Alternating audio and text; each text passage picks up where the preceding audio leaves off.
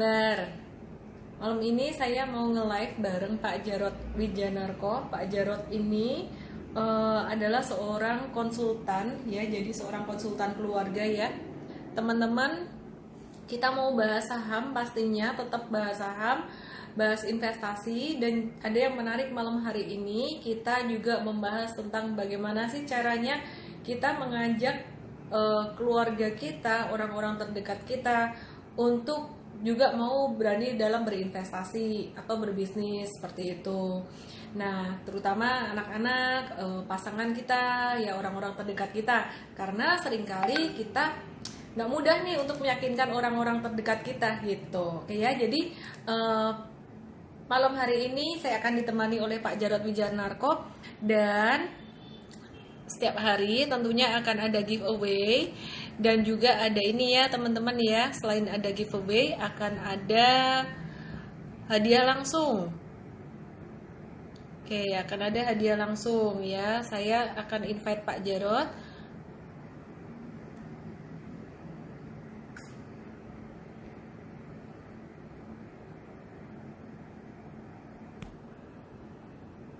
Oke, jadi malam hari ini karena tema kita adalah berhasil dalam investasi, bisnis, karir, dan juga bahagia bersama keluarga. Maka kode promonya adalah HAPPY. Masukkan kode promo HAPPY, ellendesme.com/sodv, kode promo HAPPY. Di situ nanti teman-teman akan dapat seminar online saham diskon Vagansa gratis untuk pekan depan. Kenapa pekan depan? Karena yang buat besok penuh gitu. Kalau ada kuota baru besok dikasih URL Zoom-nya ya. Jadi kalau misalkan masih ada kuota untuk besok, oke, saya akan undang Pak Jarod nih ya.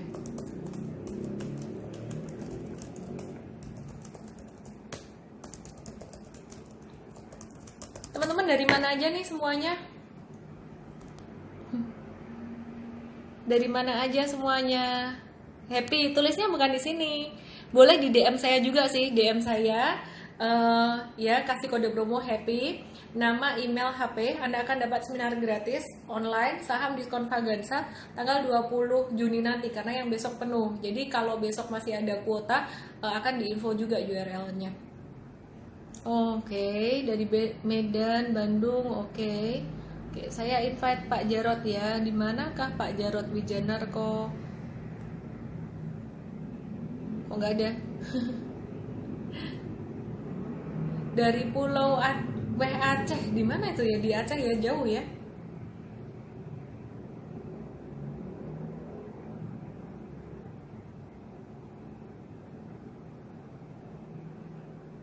Oke, dari Bali. Saham gimana saham? Hari ini siapa yang untung? Hari ini tadi kami ini sambil nunggu Pak Jarod ya. Hari ini ada technical rebound. Jadi meskipun bursa Amerika jatuh 6%, 6-7%an ya, hampir 7%. Tapi hari ini IHSG bertahan dan mengalami technical rebound sampai di atas level 4.800. Jadi angka 4.800 ini merupakan support yang sangat kuat sekali. Ya, jadi tadi pagi saya dan juga dengan member IM Trade kita ada buyback beberapa saham. Contohnya saham BBRI, Cetra, Cepin ya, dan udah mulai hijau, udah mulai profit gitu. Oke, saya akan tunggu Pak Jarod, kok belum masuk. Oke, nah kemarin CL hari ini mantul. Jadi sebenarnya kalau cut loss atau keluarnya itu sebenarnya, atau profit taking ya, keluarnya udah 2 atau 3 hari yang lalu, tepatnya tanggal 9. Itu banyak sekali jualan. Kena prank IHSG, hati-hati ya. Hari ini mantul, tapi pantulannya kalau saya lihat ini nggak akan lama gitu. Jadi pantulannya masih untuk jangka pendek aja ya. Jadi 1-2 hari kayak gitu. Ya, jadi kesimpulannya gimana sih untuk jangka pendek ini? IHSG kembali memasuki masa sideways ya, masa istirahat setelah dia rally cukup panjang. Sideways panjang bulan Juni. Nah, Juli hati-hati, Juli bisa turun lagi. Nah, akhirnya ini dia. Dr. Insinyur Jarod Wijanarko giveaway nanti. Oke ya. Nah, ini ada Pak Jarod. Cuan dikit, tetap bersyukur dan tetap tenang. Saya akan kasih update market lagi, saya lanjutin nanti ya. Ini sambil nunggu Pak Jarod masuk. Jadi teman-teman, kesimpulannya untuk trading dan investasi itu sebenarnya saya udah pasang di IGTV saya ya. Barusan tadi saya upload di IGTV, nggak tahu udah naik atau belum nih. Kayaknya ini internet ya. Internetnya ini agak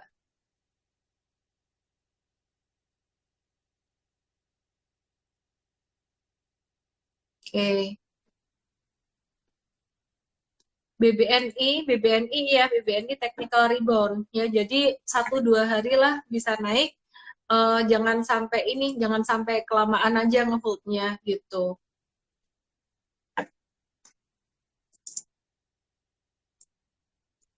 Enable to join. Coba restart HP-nya Pak Jarod ya. Coba restart HP-nya. Nanti Pak Jarod aja yang bacain pemenangnya ya. Oke. Ada Pak Iwan Effendi. BNI bakalan turun lagi nggak?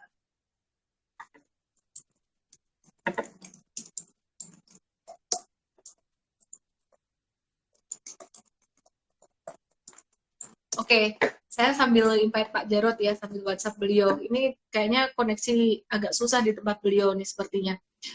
BBNI ini pantulan jangka pendek aja nih, sama kayak BRI dan teman-teman lainnya. BBNI sampai berapa prediksinya technical rebound? Saya coba buka chart BBNI ya. Nah ini kalau BRI ini pantulannya nggak akan sampai di 3370 sih. Jadi udah dekat 3.300-an udah mulai siap-siap untuk profit taking gitu. Sedangkan kalau untuk BBNI, nah ini buka chartnya lama nih.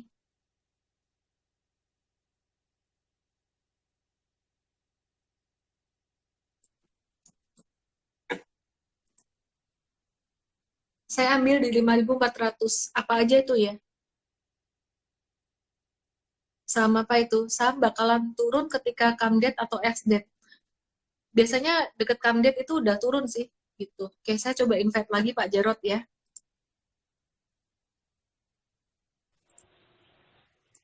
Halo, wah, akhirnya.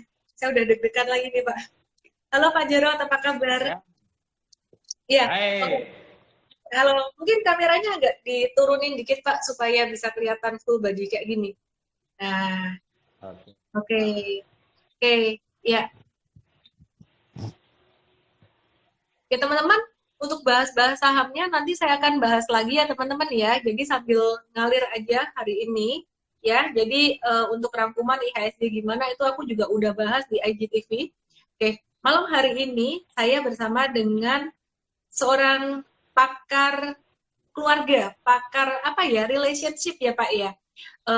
Saya kenal Pak Jarod ini sangat ahli sekali di bidang psikologi gitu, dan dalam hal hubungan suami istri dan juga dengan anak gitu. Saya sering juga ngobrol dengan Pak Jarod tentang anak ini gimana gitu. Nah, Pak Jarod, nanti di akhir sesi akan ada giveaway. Nanti saya akan kasih tahu gimana caranya gitu ya Pak Jarod ya. Halo, teman-teman Halo, iya. semuanya. Oke, silakan Pak Jarod coba perkenalkan diri dulu Pak gitu. Mungkin tadi saya kurang lengkap kenalinnya. Oke. Suara saya jelas? Jelas sekali Pak. Oke, ya, selamat malam semuanya. Saya Jarod Wijanarko ya dari kalau lembaganya saya punya perusahaan tuh Iva Dasyat, lalu ada Happy Holy Kid, ada LSP Animasi. Saya berasal sebenarnya sama dengan saya sebut Bu Ellen ya dari Solo. Ellen aja, Coba Ellen saya aja Pak. Saya, kayaknya saya lahir duluan aja. iya, Saya makanya lahir saya tahun dipanggil Ellen aja Pak. dan Hmm. dan sekarang di Jakarta. Oke, kira-kira begitu. Pak Jarod ini sangat-sangat ini ya, sangat pengalaman banget dalam bidang relationship ya Pak ya. Nah, malam hari ini kita mau ngobrol nih bareng Pak Jarod. Saya tuh banyak banget dapat pertanyaan dari teman-teman investor, teman-teman trader gitu. Dia bilang, aku nih pengen loh supaya istriku, biasanya lakinya yang mau nih, supaya istriku ini mau berinvestasi saham gitu. Karena dia punya waktu luang gitu ya, tapi dia takut atau dia nggak mau gitu. Nah kadang-kadang juga sebaliknya, aku pengen nih suamiku atau pasanganku ini mau berinvestasi saham. Sedangkan kalau saya maunya anak saya nih Pak, gitu. Jadi saya maunya anak saya, gimana caranya mempengaruhi si anak ini tanpa dipaksa, dia bisa tertarik untuk mau berinvestasi atau mau berbisnis atau apa. Kadang-kadang orang tua kepengen ya ada ini, padahal anak ini passionnya dia seni gitu. Saya pikir nggak apa-apa, kamu di seni juga nggak apa-apa. Tapi ini kalau bisa kamu investasi saham. Tapi ngelihat numbers aja dia kayaknya udah jijik gitu. Oke, ya jadi ini pertanyaan dari banyak orang juga gitu. Nah Pak Jarod mungkin bisa cerita tentang solusinya Ya, gimana gitu Pak. mungkin saya pisahkan dulu ya antara pasangan atau anak karena itu beda beda cara, beda topik. Jadi segmen satu misalnya kita ini jam kita ambil separuh dulu, sekarang dengan pasangan dulu ya. Nah, Dengan pasangan dulu ya. sendiri mungkin saya tidak batasi pada investasi saham, tapi Betul. semua investasi karena memang tidak mudah untuk meyakinkan pasangan bahwa kita akan investasi. Saya sendiri tidak investasi dalam hal saham, portofolio, tapi saya banyak investasi real karena saya memang praktisi. Jadi perusahaan saya misalnya saya ada pernah retail, pernah pabrik, yang cukup lama itu trading dalam MLM, multi produk, ada baju, sepatu, kosmetik. Saya pernah investasi untuk industri animasi, pernah juga production house, pernah juga yang namanya penerbitan sampai sekarang ya. Lalu pendidikan. Nah, sekarang gimana saya bisa punya investasi aneka usaha? Saya masih ada lagi, ada sport club. Jadi cukup banyak. Dari banyak usaha yang saya miliki, tidak semuanya berhasil, tapi yang paling berhasil adalah IFA Dasyat. Itu kami puncak kejayaan kami punya member sampai 500.000. Stokis kami ada di 230 kabupaten. Tapi yang gagal juga nggak sedikit, ya. Event organizer saya termasuk gagal, animasi termasuk gagal, buka pabrik tutup, buka grosir bangkrut, buka shop in shop hancur. Nah, investasi saya di bidang bisnis real. Kalau Ibu Ellen lebih banyak bermain di saham, portofolio, dan yang lain. Tapi sebenarnya kendalanya sama. Mau minta izin sama pasangan bahwa uang kita ini mau kita investasikan, ya, mau buka sekolah, buka bisnis, buka pabrik. Nah, meyakinkan pasangan untuk kita ini melangkah buka bisnis atau investasi, menanamkan satu modal, ya, mau join sama orang lain atau usaha sendiri atau taruh saham, belum tentu pasangan setuju. Ya, nah kita punya beberapa opsi kan, setuju nggak setuju terserah, ini duit saya gitu ya. Nah kalau kebetulan waktu ngotot itu untung gitu ya, biasanya pasangan kan untung dia ya. Tapi kalau begitu pas kita nggak disetujui pun terserah, ini duit saya cemplungin gitu, bangkrut, gagal. Nah itu menjadi peristiwa traumatis. Sehingga pasangan nanti akhirnya berikutnya akan makin susah. Ya kamu kemarin gagal, kemarin rugi gitu. Jadi memang pasangan untuk setuju apa tidak itu dipengaruhi peristiwa masa lalu. Nah, saya pun mengalami itu semuanya karena dengan usaha saya yang banyak, tidak semuanya untung, ini membuat istri saya juga punya trauma gitu ya. Dan ruginya itu bukan cuma ratusan juta, saya tuh ruginya miliaran. Jadi buka animasi 8 miliar habis, buka event organizer 3 miliar habis. Padahal saya bukan konglomerat gitu ya, tapi engkong saya melarat. Saya dari kampung di Karangpandan sana, Karanganyar, Jawa Tengah sana, merantau ke Jakarta mengadu nasib. Nah, sekarang gimana akhirnya kalau kami bisa sepakat suami istri? Jadi ada tipsnya. Kalau mau meyakinkan pasangan, yang memang pasangan ini sering misalnya orangnya tipenya ragu-ragu. Dia tipe yang pesimis. Dan ajaib memang namanya pernikahan itu kalau yang satunya optimis, satunya pesimis, gitu ya. Satunya hati-hati, satunya berani, gitu. Satunya murah hati, satunya pelit. Itu saya Mas Fahmi juga kayak gitu tuh Pak. Jadi apa namanya, saya ini tipe, kalau Pak Jarod tahu ya, saya sanguin, koleris gitu. Wah, udah kelihatan nih ngomongan ini, koleris, sanguin. Kalau suami saya itu sanguin juga, tapi dia pragmatis sanguin. Jadi dia cenderung having fun, nyantai gitu. Jadi ritmenya slowing down. Memang tarik ulur ya Pak ya. Jadi perjalanan 14 tahun pernikahan ini, wah, banyak belajar nih, terutama dari Pak Jarod nih. Benar banget itu, jadi bolak-balik. Nah, nanti teman-teman saya akan cerita juga perjalanan saya investasi dan sampai hari ini, gimana saya dengan suami dan keluarga. Terus ada giveaway juga di belakang ya, yang baca nanti Pak Jarod, bukan saya. Ya teman-teman, ini ada seminar gratis juga, ellendesme.com/sodv dengan kode promo happy, atau masukkan ke DM saya dengan kode happy, HAPPY. Hari ini kan judulnya mau gembira ya, gembira dengan keluarga dan berhasil dalam investasi dan bisnis. Happy, nama email HP. Jadi Anda akan dapat seminar gratis untuk tanggal 20 besok. Karena untuk besoknya ini, buat besok tanggal 13 udah penuh.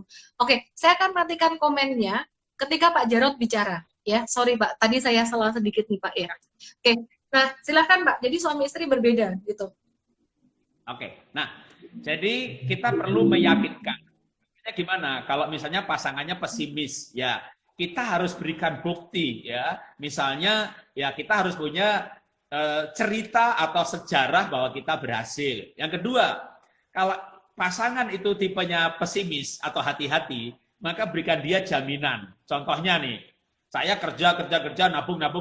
Katakan dapat 100 juta atau katakan dapat 10 miliar katakan begitu. Lalu kalau saya bilang sama istri, rasa aman kamu tuh berapa?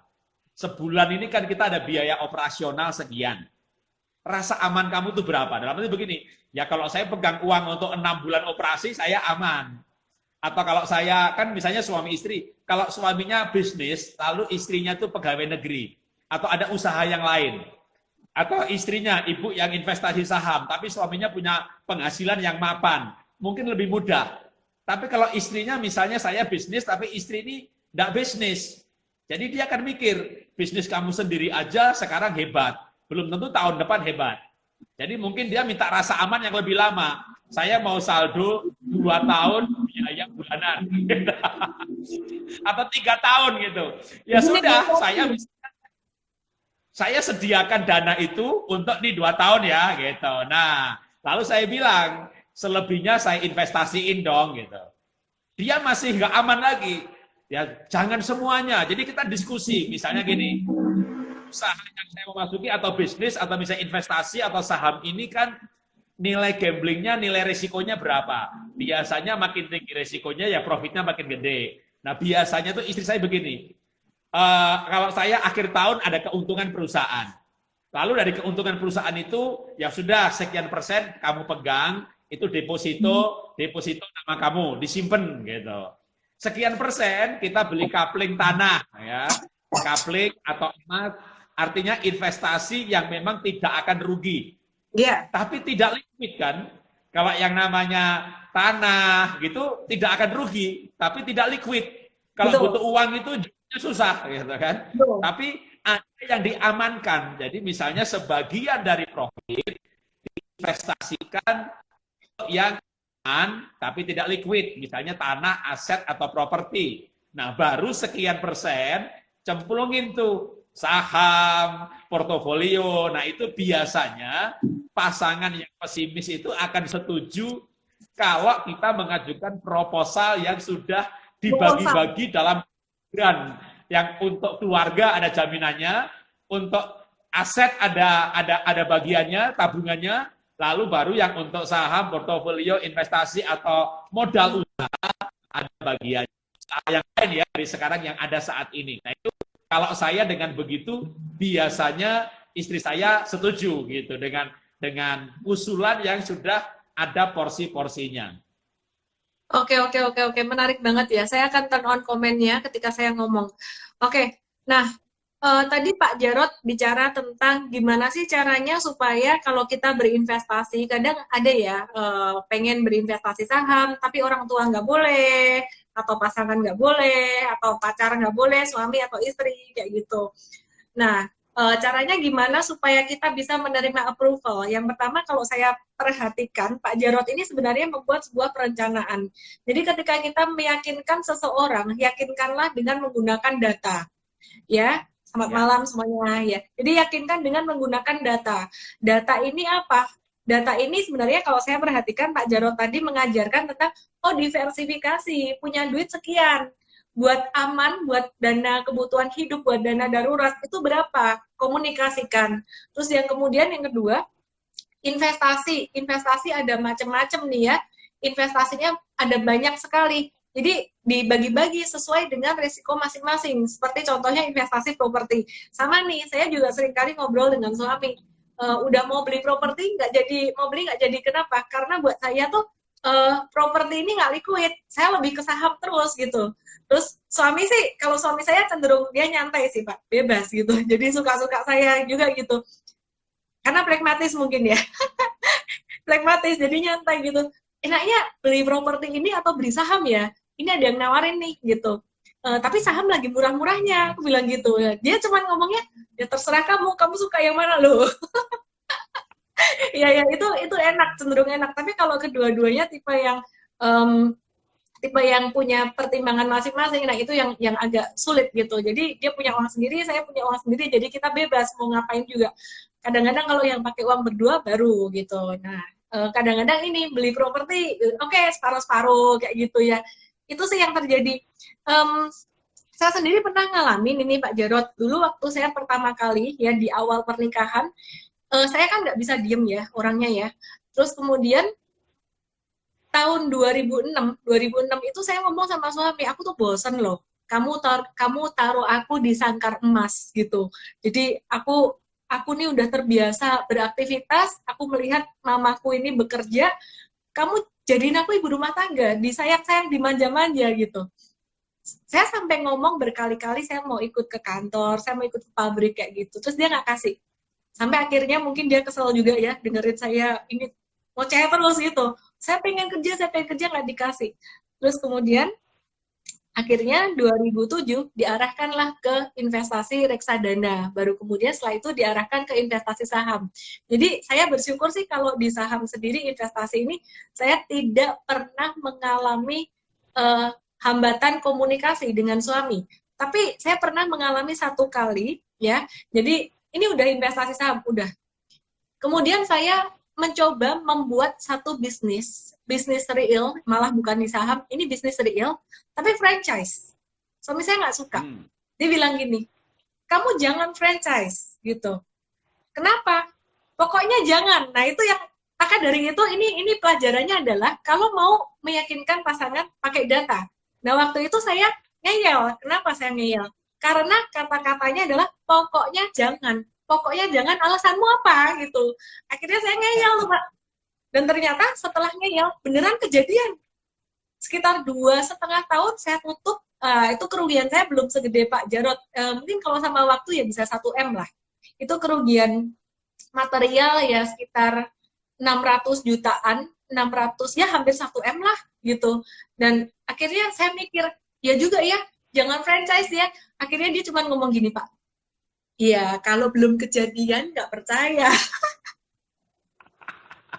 Padahal sebenarnya bukan nggak percaya, tapi kadang-kadang kita harus meyakinkan pasangan kita dengan menggunakan data dalam berinvestasi maupun berbisnis.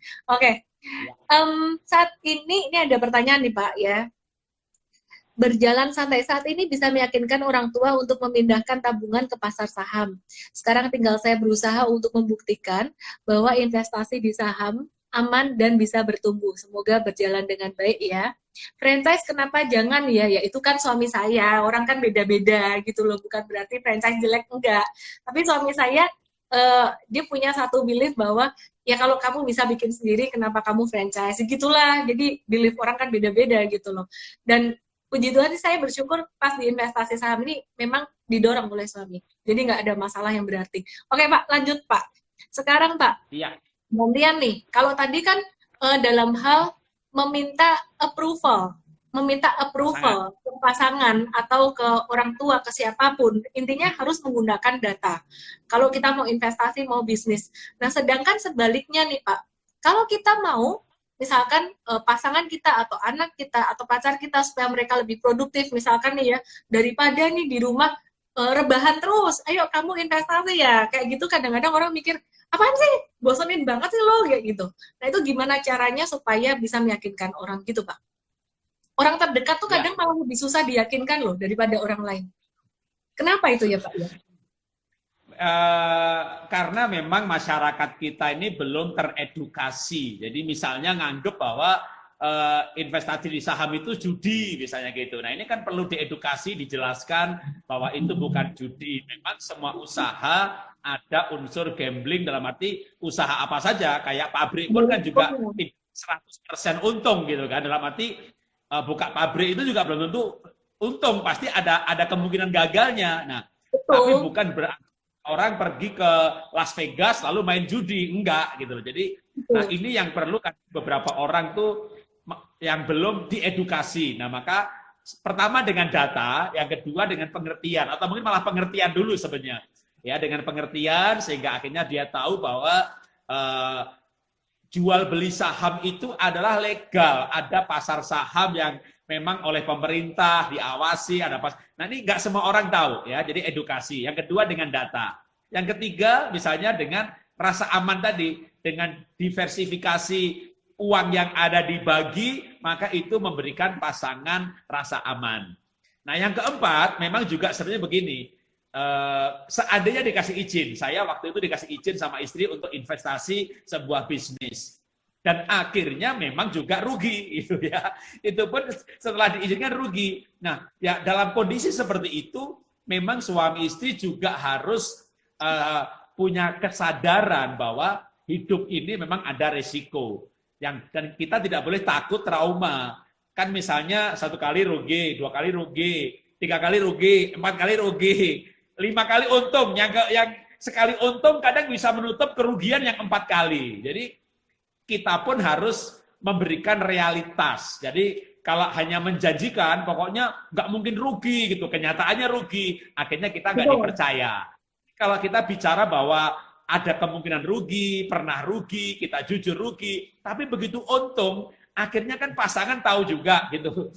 Untungnya banyak juga. Jadi kerugian 1, 2, 3 ketutup nih. Nah, itu membuat akhirnya juga pasangan atau orang tua bisa percaya bahwa memang, dan mereka juga sadar, sama juga anak-anak, lewat pengalaman untung dan rugi, gagal dan sukses, anak juga akan belajar dari orang tuanya bahwa hidup ini ada risiko, hidup ini harus berani mengambil keputusan, hidup ini harus berani mencoba.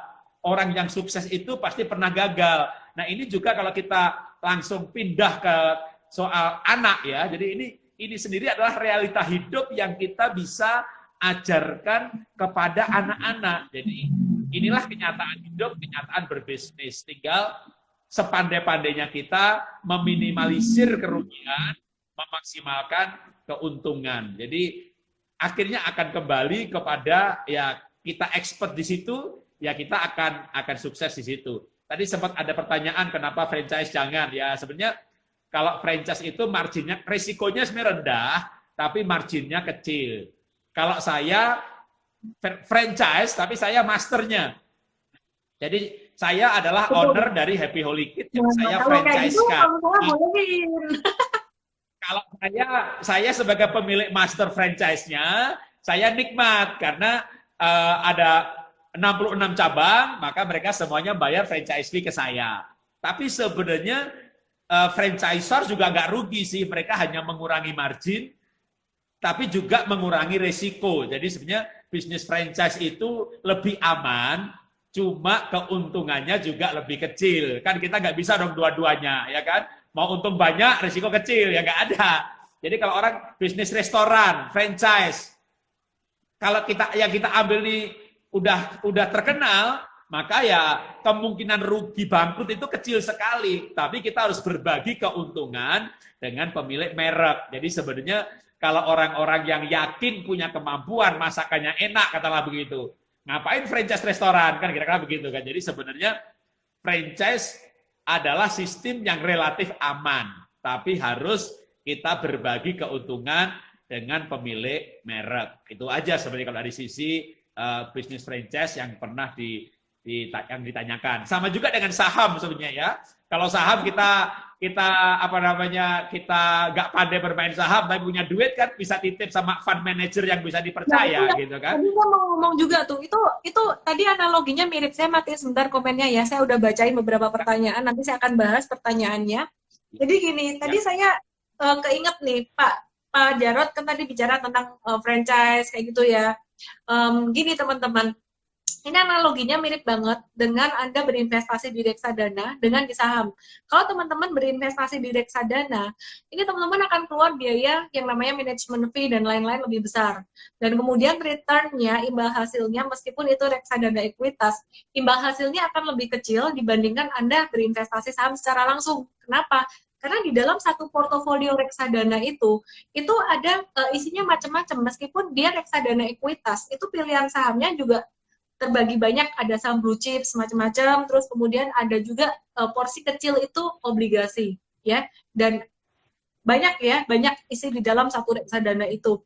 Dan semakin besar ukuran sebuah reksadana uang yang dikelola, maka growth-nya juga semakin kecil. Nah, biaya yang Anda keluarkan itu lebih besar daripada berinvestasi di saham secara langsung. Cuman bedanya gini, kalau di saham kayak yang tadi Pak Jarod bilang tuh, Anda bisa nggak masaknya? Kalau Anda nggak bisa masaknya, ya belajar. Gosong sekali 2 kali ya nggak apa-apa. Yang penting resiko terukur ya. Yang penting resiko terukur. Nah, kalau mau pasrah-pasrah nama reksadana, ya berarti harus siap biaya management fee agak gede. Nah, tadi saya ada highlight dari Pak Jarod nih. Saya ada highlight Pak Jarod tadi ada bilang diberikan pengertian akan kesadaran akan adanya resiko. Jadi sekitar kita, pasangan, anak, ataupun orang tua, kita kasih pengertian bahwa resiko itu memang tetap ada di dalam berinvestasi. Jadi jangan sampai nanti kalau misalkan rugi, kita dimarah-marahin gitu ya kan, rugi kan. Jadi kita harus set expectation. Nah, ini pula yang saya lakukan dengan murid-murid kami di komunitas kami di IM Trade ya. Di IM Trade itu setiap pagi, ini kan tadi ada yang nanya ya, ada nggak komunitas setiap pagi jam 8 pagi itu bisa tanya-tanya jawab saham semua live lewat webinar setiap pagi. Terus ada tanya saham sepanjang hari, ketik-ketik dijawab sama coach kita. Kalau Anda tanya di komunitas yang ini, mungkin jawabannya random dari banyak orang yang pengalamannya berbeda-beda. Nah, kalau ini standar semua mengikuti pengalaman saya, jawabannya standar semua di tanya saham ini. Nah, kembali lagi, murid-murid saya, komunitas kami, itu selalu kami ingatkan akan kesadaran adanya resiko di dalam berinvestasi dan trading saham. Bahwa ketika kita mau untung, itu jangan cuma mau untungnya aja, tapi kita juga harus siap kalau sampai terjadi kerugian, gimana caranya? Gitu, mengantisipasi kerugian. Dan kerugian di dalam berinvestasi saham, sekali-sekali itu wajar. Dalam trading saham juga wajar. Ya, kalau nggak pernah rugi, namanya nggak pernah beli jual saham. Nah, bagaimana cara kita membatasi kerugian? Itu yang setiap hari saya ajarin terus gitu. Nah, teman-teman, besok ada seminar online diskon Vaganza. Setiap Sabtu, kebetulan besok penuh, langsung aja teman-teman daftar di ellendesme.com/sodv dengan kode promo happy. Happy itu ya, kita gembira ya, happy holy kids gitu. Oke, jadi dengan kode happy, terus kemudian bisa juga DM saya dengan kode happy, nama, email, kemudian HP Anda, nomor WhatsApp Anda. Itu akan terdaftar di seminar online diskon Vaganza, gratis besok tanggal 20 Juni. Ya, yang tanggal 13 Juni ini besok penuh. Kalau ada kuota baru Anda dikasih URL Zoom-nya. Oke. Pak, ini ada pertanyaan dari audiens ya tadi ya. Oke. Caranya gimana nih Pak meyakinkan suami, tadi dari Anis Dewati, caranya gimana meyakinkan suaminya semoga nggak ikutan denger, ntar ketahuan. Aku turn off comment dulu, karena giliran Pak Jarod nih. Meyakinkan suami, untuk investasi di sahamnya boleh, atau investasi apapun ya, nggak cuma ngomongin saham, boleh, tapi untuk beli toolsnya, misalkan mau beli resource, mau beli apa ya, charting tools atau beli IM Trade atau beli apapun itu nggak boleh. Itu tipsnya gimana gitu? Itu gimana Pak? Ya, sebenarnya kayak orang semua bisnis kan ada tools-nya. Kalau nggak beli toolsnya, mana bisa bisnis. Bahkan harusnya sebelum bisnis belajar dulu. Daripada kejeblos baru belajar. Jadi kalau orang mau jadi buka usaha, katakanlah orang mau jadi lawyer, sekolahnya 4 tahun. Masa mau main saham nggak sekolah dulu gitu ya. Jadi ya, tapi sebenarnya gini, banyak pasangan itu tidak setuju. Kadang-kadang bukan karena bisnis yang dituju, tapi karena ada akar relasi yang tidak baik. Jadi sebenarnya apapun yang diusulkan akan ditolak. Usaha apa yang dimasukin akan ditolak. Banyak pasangan tuh khawatir. Nanti kalau istriku sibuk, sukses, dia nggak urus aku, nggak ada waktu buat aku. Jadi itu sebenarnya banyak laki-laki tuh khawatir begitu. Nah, makanya kalau saya menyarankan nih, sebelum usul kepada suami mengenai aktivitas baru, baik-baikin dulu udah pokoknya deh.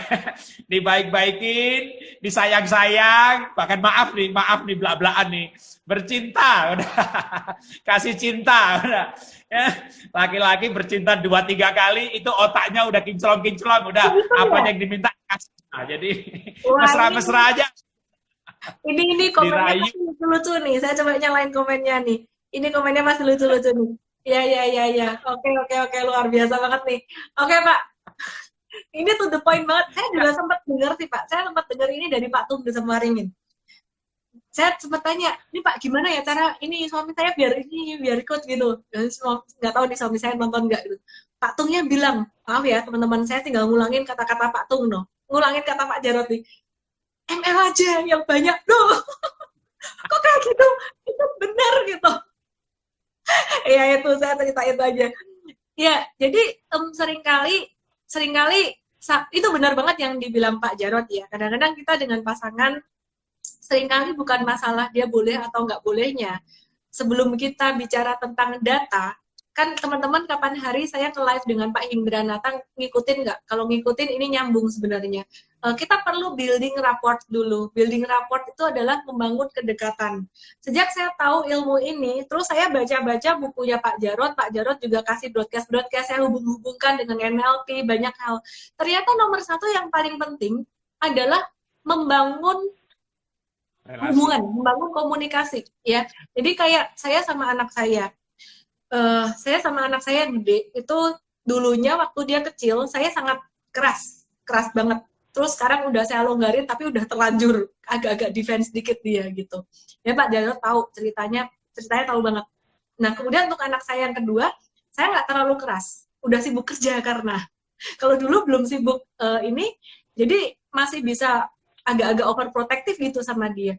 Akhirnya bagaimana cara saya minta dia melakukan sesuatu, ya mau nggak mau ya saya masuk ke dunianya dulu. Tahu nggak Pak apa yang saya lakukan buat ngebujukin dia untuk mau melakukan apa yang saya minta? Main game bareng atau pergi jalan-jalan? Betul, main game bareng. Saya jadi mau nggak mau setelah nge-live malam hari ini, tugas saya setelah nge-live ini adalah main Roblox bareng anak saya. Main Roblox, kadang udah capek banget gitu, nggak tahan mau tidur ya 5 menit 10 menit lah main Roblox dan saya kalah terus. Nah di situ anak-anak jadi mulai open minded dikit. Oke, kita perjanjian ya pagi sampai siang nggak main game, kamu sore main ini tapi mama kasih gitu, mama mau juga main sedikit-sedikit mau. Sekarang mulai belajar investasi dikit-dikit dia mau gitu. Oke Pak ya. Ini ada pertanyaan ini Pak ya.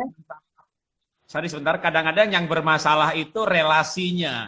Jadi ketika relasinya diperbaiki, lalu usulan kita tuh mudah diterima. Sering orang itu menolak usulan pasangan karena relasi yang rusak. Jadi sebenarnya usulan yang bagus pun akan ditolak gitu loh ya. Mau bisnis yang bagus pun ditolak. Itu kayak arogan menunjukkan hak vetonya. Udah kamu nggak usah bisnis, nanti malah kamu nggak ada waktu buat keluarga, ya nggak ada waktu buat saya. Jadi banyak pasangan sebenarnya cemburu dalam tanda petik, dia tidak mau pasangannya sibuk dengan urusan di luar, sampai apalagi kalau yang istri yang mau sibuk bisnis atau kerja gitu ya, suaminya ketakutan nanti dia gak ada waktu buat keluarga. Makanya ketika istrinya baik-baik sama suami, ya kan, sering-sering ML, gitu. Ya, Pak, ya. Lama itu disebut lagi. Tiba-tiba gampang. Jadi saya sering kalau dikasih Sering kalau ditanya gitu, japri gitu, Pak, gimana Pak supaya suami baik? Sering-sering aja pakai daster yang seksi. Namanya terapi daster. Terapi daster. Oke, oke, oke, oke, oke. Luar biasa banget nih. Oke, teman-teman, ini ada yang nanya tadi, ada yang nanya juga dari HC Handres 92. Berapa lama sih Ellen bisa saham? Jadi sebenarnya gini, eh, apa yang kita fokuskan tiap hari, fokus kita di situ, energi mengalir di situ. Yang kita ulang-ulang setiap hari, kita akan menjadi ahli dalam bidang itu. Contoh Pak Jarod ini, mendalami terus tentang hubungan relationship keluarga, pasangan, anak, lama-lama jadi ahli di situ gitu. Jadi kalau saya curhat sama Pak Jarod tuh rasanya enak. Kenapa? Saya nggak merasa kayak dijudge gitu loh. Kadang-kadang kalau saya cerita ke siapa gitu yang ahli, misalkan sama-sama ahli parenting, saya ngerasa kok kayak saya ini jahat banget bagi orang tua gitu. Nah, Pak Jarod ini udah ahlinya gimana caranya mendekati, memberikan pendekatan-pendekatan terhadap orang. Sama ketika saya di saham, berapa lama saya bisa? Tahun 2007 saya terjun, saya suka ini, setiap hari, tidak ada hari yang terlewat tanpa saham. Ya, jarang banget saya nggak lihat saham sepanjang 13 tahun ini. Kalau ditanya kapan saya mahir, jujur kata, sekitar tahun 2009-2010-an itu saya mulai menemukan pola saya.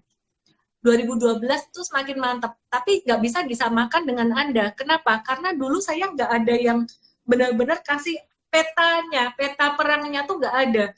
Nah sekarang kalau misalkan Anda sudah dapat live setiap hari, bahkan plus IGTV dari saya setiap hari, plus setiap Sabtu seminar online diskon Vagansa, ada kelas calon investor, bludak itu edukasi, itu progresnya akan sangat cepat sekali. Ya, jadi strategi investasi dan trading, value investing. Terus kemudian yang trading ada super trader, ada swing trader. Nah itu setiap Sabtu saya ulang terus. Yang nonton setiap Sabtu ada nggak di sini teman-teman yang nonton setiap Sabtu? Antara belenger atau jadi ahli? Ya itu sih, teman-teman ada nggak yang nonton tuh tiap Sabtu tuh? Oke, Pak Jarod, kasih tips dong Pak. Gimana caranya teman-teman kita ini, semua ini, yang berbisnis saham, ya, bisnis saham, berbisnis real, kemudian bisnis saham, ataupun berkarir dan berkeluarga, bisa berhasil dan bahagia. Kadang-kadang orang itu berhasil di karir, tapi dia nggak fulfilled, nggak bahagia. Ada juga yang dia sangat family man atau family woman banget, tapi dia karirnya ya biasa-biasa aja, cepat puas, ya biasa, nggak sampai yang luar biasa banget. Gimana caranya supaya berhasil luar biasa banget dan keluarganya bahagia?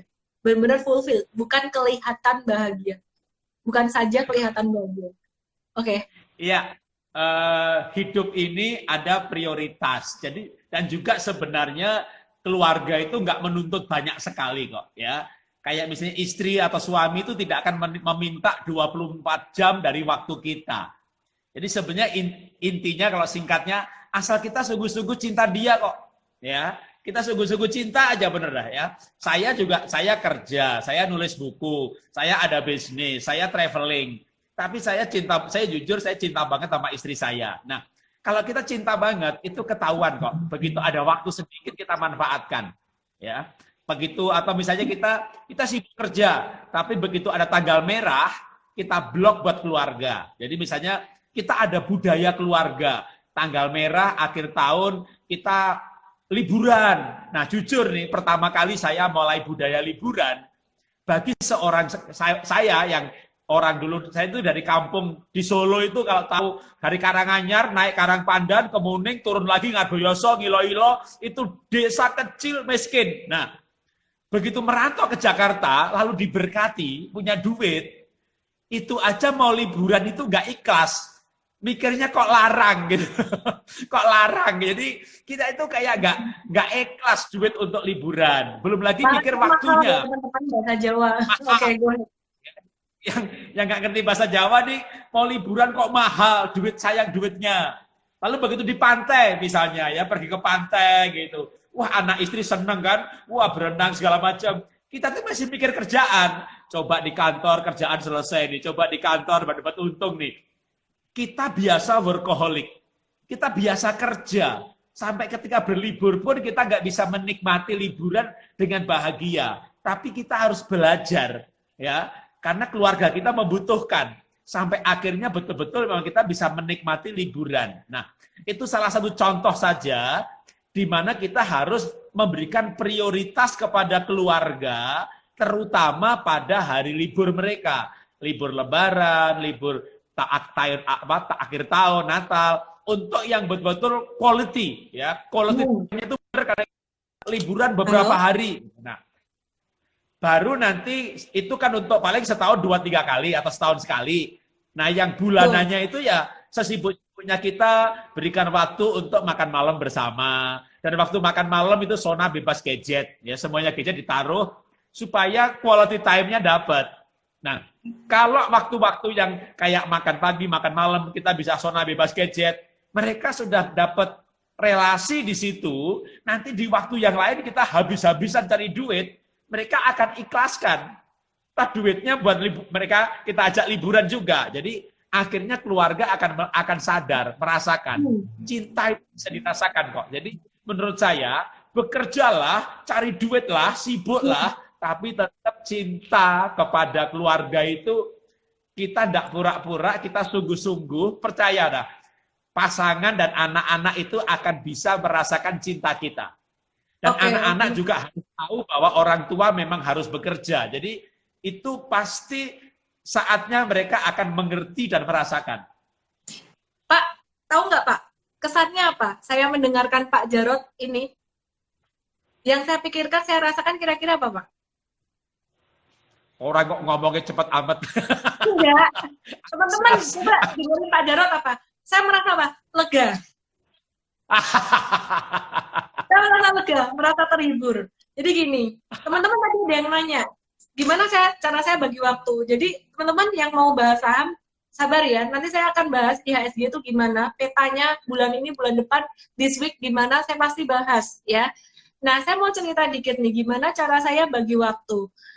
Jujur kata, pada masa pandemi ini, bukan saya semakin santai, semakin sibuk tiap hari. Perhatikan dulu saya jarang nge-live. Sekarang saya setiap hari jam 7 malam, akhirnya saya stop hari Sabtu. Sabtu itu saya nggak mau nge-live, Sabtu doang aja. Hari Minggu udah nge-live lagi. Kenapa? Sabtu itu dari pagi, jam 9 pagi, sampai jam 2 siang ada event.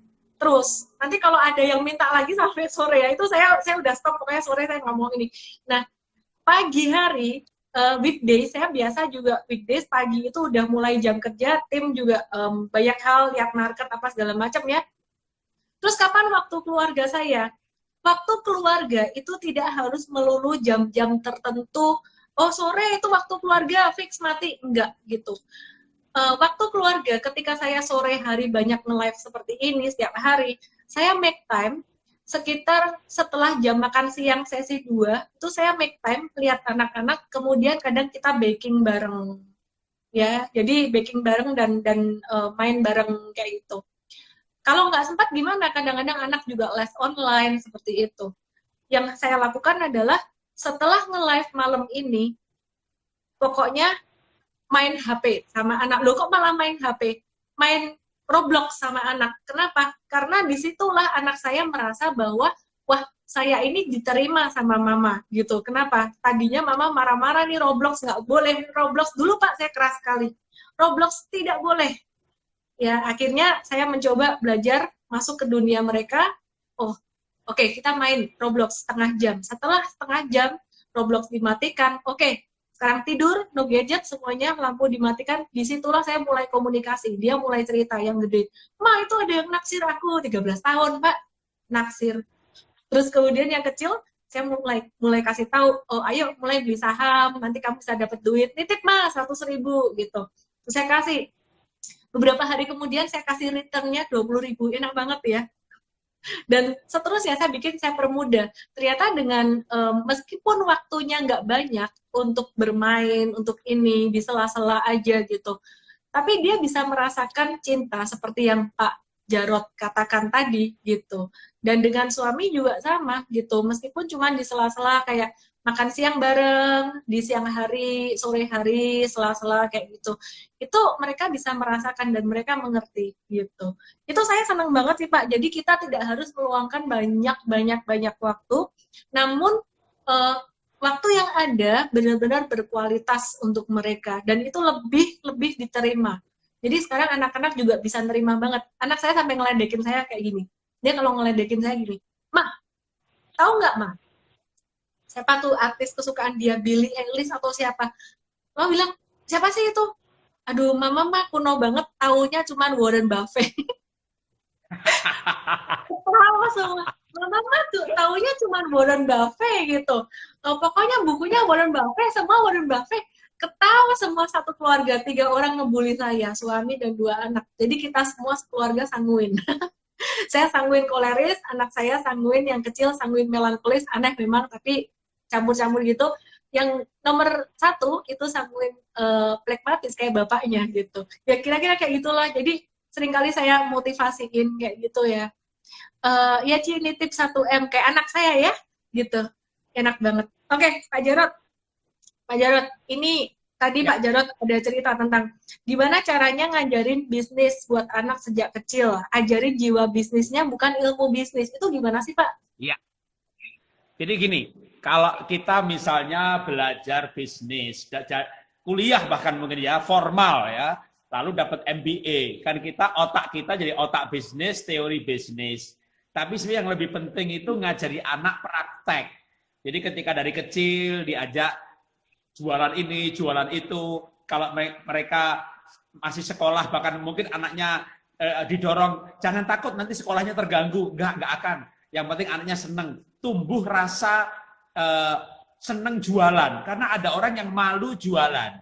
Ya, jadi kita harus, nah itu bisa dengan dibiasakan. Saya ini kan orang Jawa, bapak saya guru, ibu saya guru, kakek saya petani. Istri saya Tionghoa malah nggak bisa dagang karena dia anak pendeta. Nah, tapi saya usahanya kan macam-macam. Sebenarnya dari mana? Ilmu saya insinyurnya teknologi industri. Magister saya pendidikan. Doktor saya teologi ya. Tapi saya usaha sepatu, baju, kosmetik, sekolah di-franchise-kan. Saya dapat jiwa dagang karena dari kecil saya itu tanpa sadar, tanpa sengaja. Tapi sekarang saya jadi tahu itulah yang penting. Sama orang tua itu, tapi dulu sebenarnya bukan karena sengaja ya, karena faktor ekonomi. Jadi karena waktu itu kami keluarga miskin, saya sama orang tua itu diizinkan. Waktu kecil saya tuh jualan es lilin. Jadi ngambil es lilin dijual, ngambil goreng-gorengan tak taruh di warung. Waktu SMA saya usaha bikin strom aki. Ya, zaman dulu tuh kalau televisi power supply-nya itu aki. Iya. Ya, kayak mobil, nah itu ya, itu buat power supply TV. Nah, waktu saya SMA, saya usaha itu. Makanya waktu lulus kuliah, saya bekerja sesuai otak, insinyur kerja di Astra, cocok, tapi nggak sesuai dengan jiwa. Otaknya cocok, tapi jiwanya enggak. Karena jiwa dagang saya terbentuk bukan lewat sekolah bisnis, tapi lewat praktek. Nah, dari situ saya sekarang punya keyakinan, anak-anak itu yang paling penting jiwanya, dan jiwa itu bisa dilatih. Ya. Jadi orang itu bisa dilatih. Misalnya dia tipenya pemalu, plekmatik, nggak suka ngomong. Kalau dilatih bisa kok. Jadi orang bisa dilatih. Kalau dia mau. Yang pertama mau, kedua dilatih. Nah kalau sekarang ini untuk parenting, ya ajari anak dilatih. Nah supaya mau, misalnya begitu dia ada untung, kan seneng. Kadang-kadang kemauannya bisa muncul karena rasa senang yang dialami. Ya. Ini anaknya nih. Dia ngintip dikit nih. Sini. Nih. Halo. Halo, nggak mau gitu. Nggak mau, tapi dia nungguin saya di sini. Tahu nggak Pak? Dia mau apa Pak? Dia mau minta gamenya. Ambil. Ini udah jamnya main. Udah sana ambilnya. Tuh. Iya kan dia mau ambil game. Dia ambil gamenya tuh. Dia ambil semuanya tuh. Oke. Pak Jarot, jadi dari masa kecil dibiasakan ya. Saya sendiri juga ingat nih, saya mau cerita dikit sama teman-teman nih ya. Saya ini tipe orang yang bukan nggak terlalu suka, memang nggak suka hutang gitu loh. Jadi kalau Anda tanya saya ini debt free. Kenapa? Ternyata informasi-informasi yang saya dengar dari orang tua itu kayak tertanam gitu. Jadi saya pikir penting banget ya, kayak kita seakan-akan ngegosip yang positif, ngobrol sama suami dan istri ngobrol, anak-anak nggak sengaja denger, dan itu justru yang masuk di kepala, instead of dikasih tahu kamu harus begini begitu. Jadi papa mama saya waktu kecil, mereka tuh kadang ngobrolnya gini, yang paling membekas di kepala saya, mereka ngobrol di mobil, saya diem duduk di belakang, mereka nggak tahu saya nguping, dikira tidur. Dia bilang gini, ngegosip tapi gosip yang positif. Wah, si orang itu, saudaranya ya, itu kaya banget loh. Tapi kaya itu dia baik hati banget, dermawan banget. Terus lagi, orang itu hidupnya sederhana. Saya masih ingat si Om itulah pokoknya satu kerabat saya.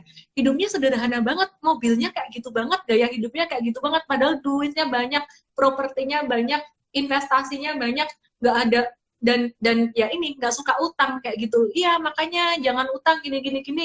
Pengeluaran tuh lebih sedikit daripada penghasilan gitu, terus dermawan.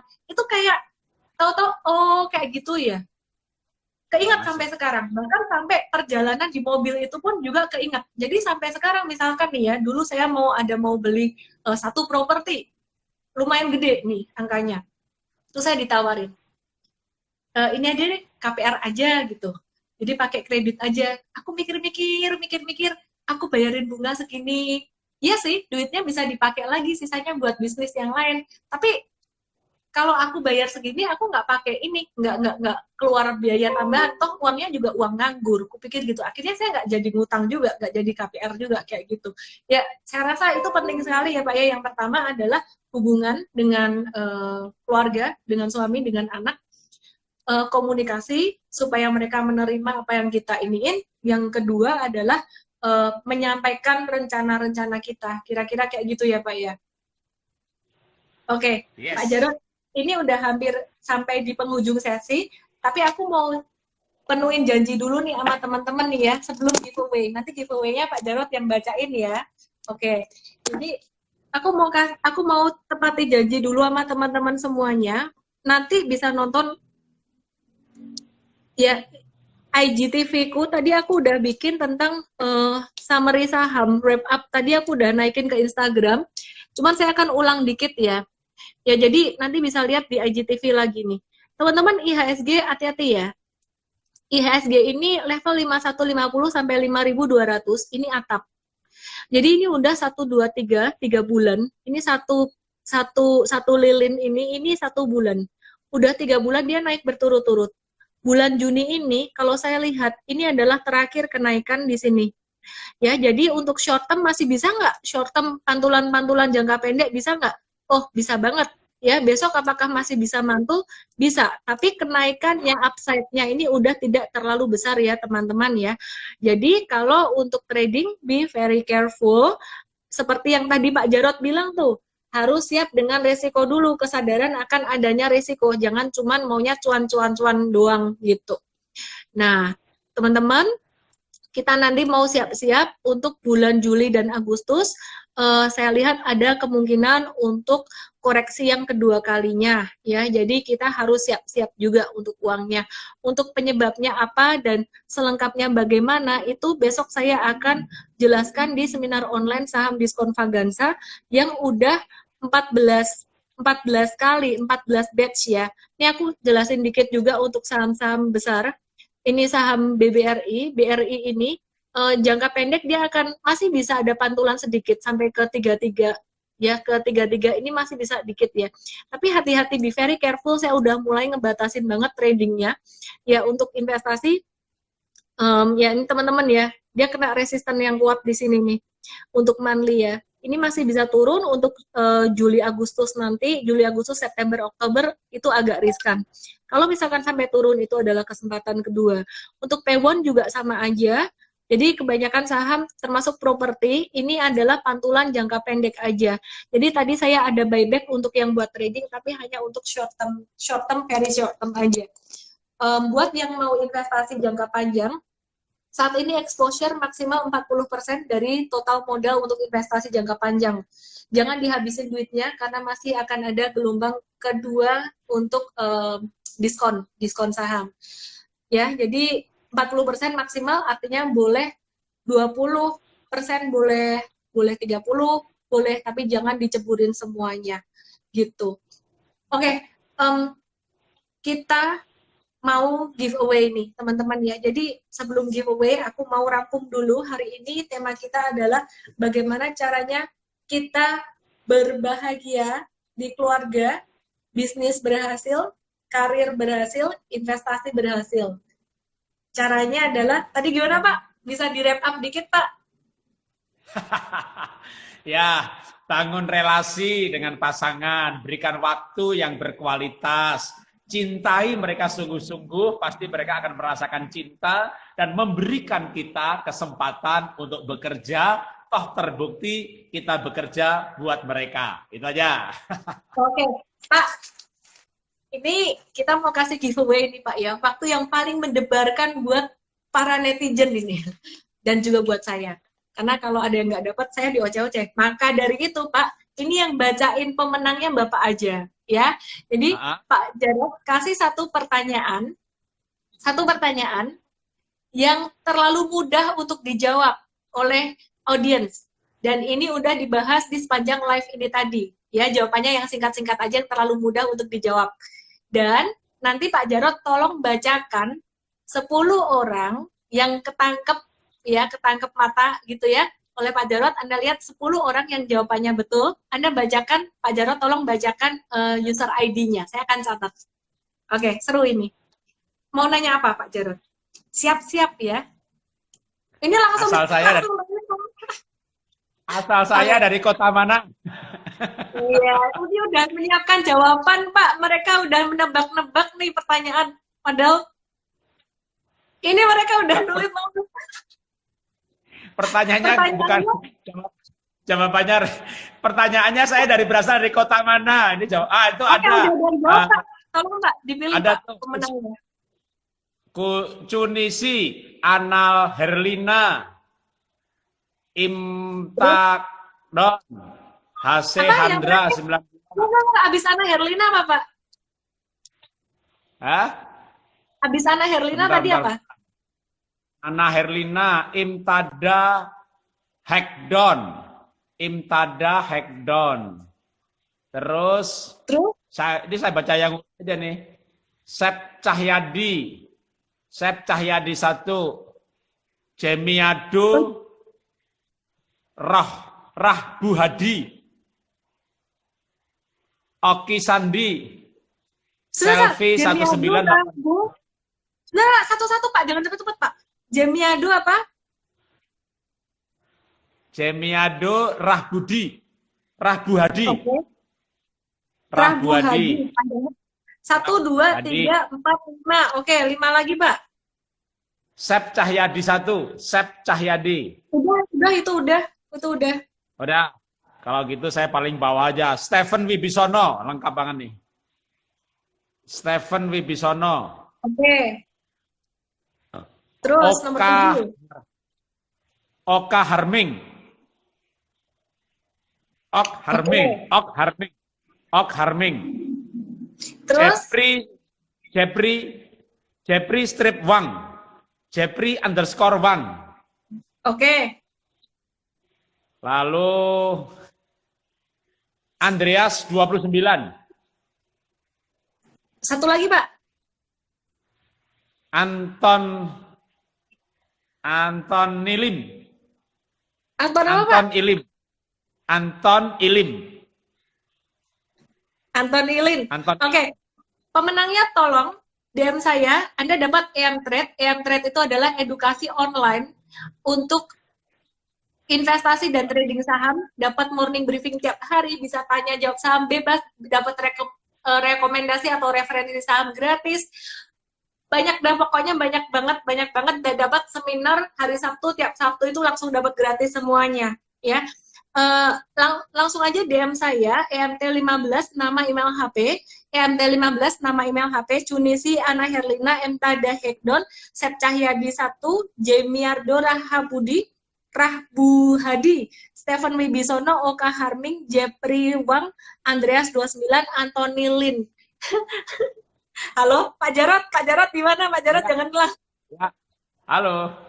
Lagi ini apa? Yang gagal dapat giveaway, Anda dapat hadiah langsung. ellendesme.com/sodv, masukkan kode promo happy.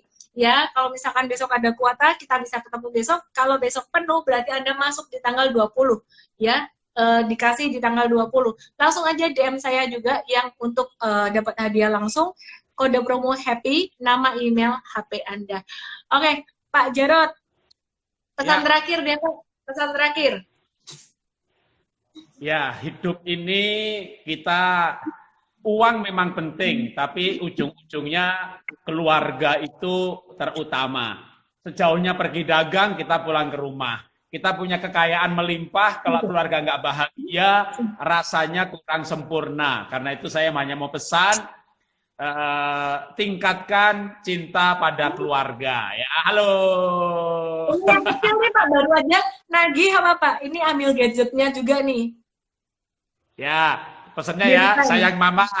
Pada mamanya sayang anak. Cinta keluarga, cinta keluarga. Oke, terima kasih banyak waktunya Pak Jarot ya, dan terima kasih buat teman-teman yang udah nonton. Semoga kita semua berhasil di dalam bisnis, dalam karir, dalam investasi, dan dalam keluarga. Thank you Pak Jarot. Saya Ellen May, we help people to make money and change lives better. Salam profit. Terima kasih. Luar biasa. Bye. Jangan lupa follow Pak Jarot ya. Bye. Oke, thank you. Thank you. Bye.